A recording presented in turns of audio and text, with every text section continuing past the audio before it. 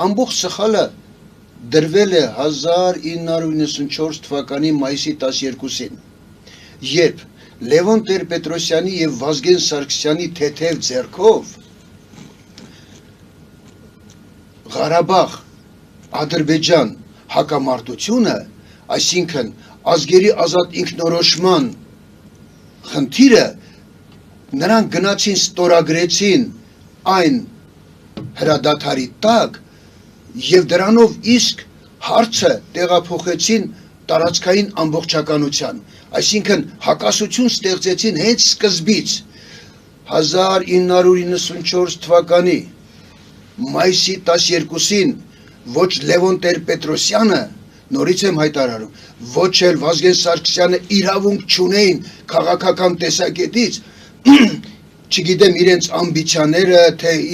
ինչոց, գնային և ստորագրեին այդ հրադադարի տակ։